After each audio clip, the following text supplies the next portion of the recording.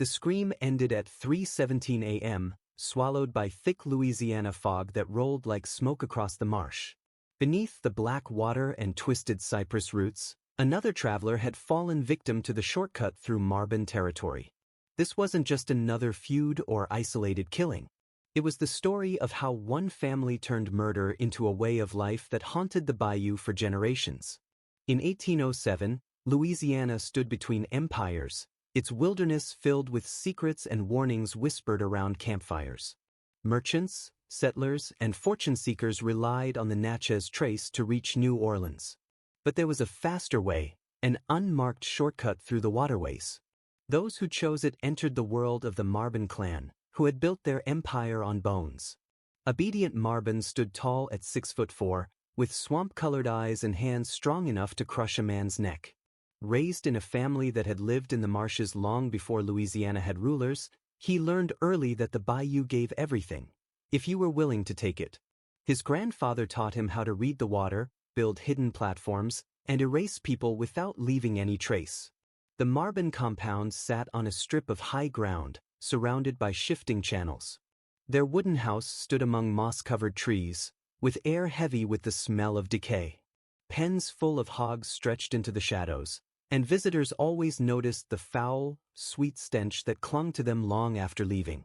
Travelers who risked the shortcut found carefully placed signs that guided them into the maze. When they reached blocked waters, friendly locals appeared with boats and smiles, offering ferries across. But those boats never reached the far side. The Marrowbyrnes were not common bandits. They studied their victims first. Obedient could judge wealth by a man's boots, know who traveled alone by how they carried a rifle, and decide how long someone might be missed by listening to their campfire stories. The family turned killing into a methodical system, recording victims' details, belongings, and the techniques that worked best. For years, their hogs cleaned away the evidence. But in 1807, times began to change. Federal officials now roamed Louisiana after the territory was purchased, and questions grew about why so many travelers never returned. That autumn, a government surveyor named Lionel Brambleforde arrived, carrying official letters and a dangerous curiosity. Unlike other travelers, he wasn't passing through. He wanted to map the waterways, record the families, and learn their secrets. Obedient faced a choice: silence a federal officer and risk attention, or let him uncover the truth. Brambleforde soon discovered hidden records, ledgers kept by Quinton Ashenhurst, the family's record keeper, who had tracked every victim for 23 years. Over 200 people had vanished since 1784, their deaths planned with chilling precision. Brambleforde copied the evidence, knowing it could destroy the Marrowbyrnes, but also realizing he might not survive long enough to deliver it. His fears proved right when Obedient's brother, Barnabas, appeared. Unlike his older sibling, Barnabas was quiet and calculating, skilled at gaining trust before striking. He confronted the surveyor in the swamp, offering a bargain. Instead of killing him, Barnabas proposed a deal. Brambleforde would alter his maps to hide the Marrowbyrne strongholds, and in return, the family would limit their killings to people the authorities wouldn't miss. But while Barnabas negotiated, Obedient's son Augustus had other plans. Brilliant and ruthless, he believed survival meant evolving. He proposed that the family shift from random killings to contract murders, eliminating political rivals, business partners, or witnesses for wealthy clients who could protect them. Brambleforde, now a liability, became their first target. Augustus arranged the surveyor's death to look like an accident. Using a man-made quicksand trap, they staged his disappearance as a tragic mishap during fieldwork. His body sank without a trace, while officials reported him drowned. At the same time, Augustus secured their first contract, silencing a cotton broker's business partner who threatened to expose corruption. The staged accident worked perfectly, proving that their methods could serve powerful clients. From then on, the Marrowbyrne family moved from survival killings to a dark new business model: murder for hire. With every carefully engineered accident, their influence grew, and by 1808, wealthy planters, merchants, and even judges sought their services. Death had become their currency, and their network of killers began spreading far beyond Louisiana's swamps. Augustus expanded the family's reach by recruiting distant relatives and trusted allies who were willing to cross moral lines. Many already had blood on their hands, men with histories in duels, uprisings, tribal conflicts, or accidents that weren't accidents at all. What the Marrowbyrnes offered was structure, planning, and steady pay from wealthy clients who could afford professional elimination. Crispin Thornlack played a vital role in pushing operations beyond the family's home territory. With his deep knowledge of swamp geography, he identified new sites across southern Louisiana where victims could vanish without a trace.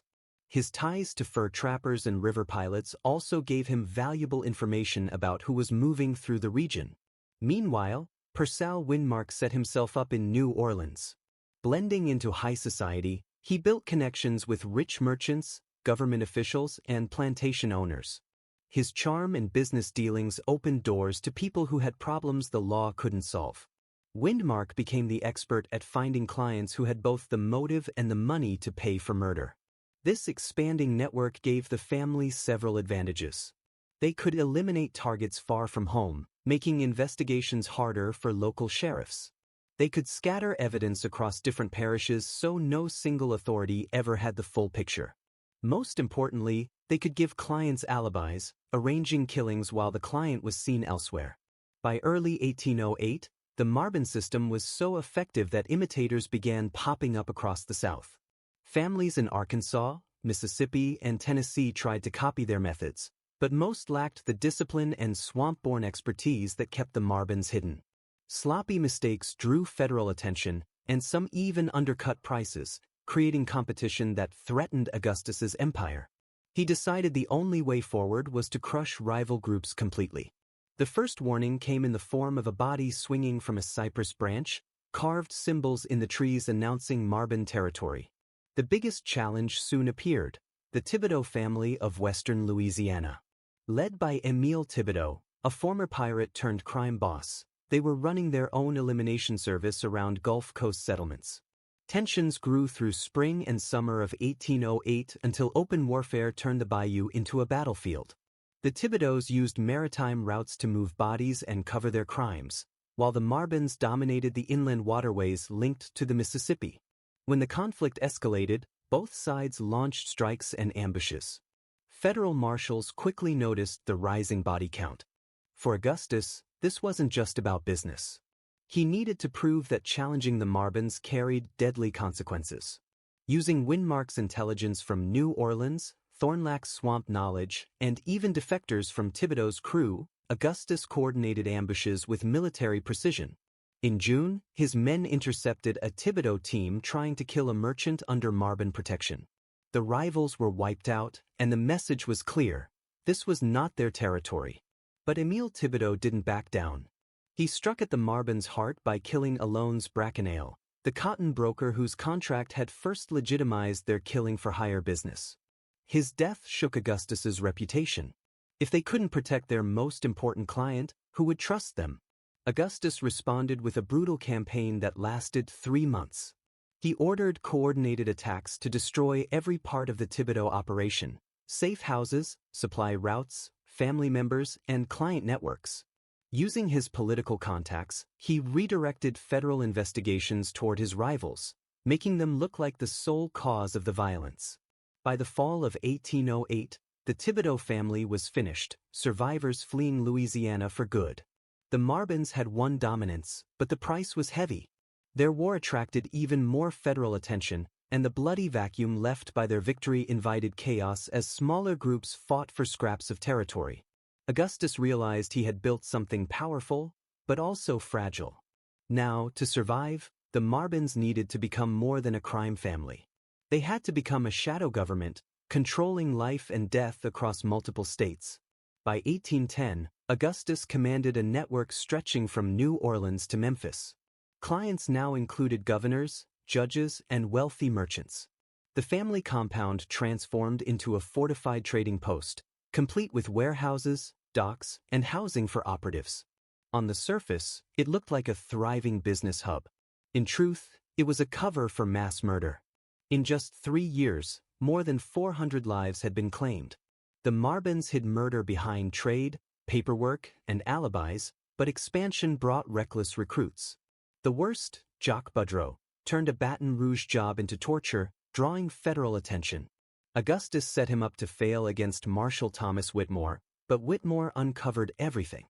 In 1810, raids captured dozens and exposed over 200 elite clients, though Augustus escaped with secrets. Trials shook planters and judges, yet many avoided punishment. The family's methods spread nationwide, shaping future networks.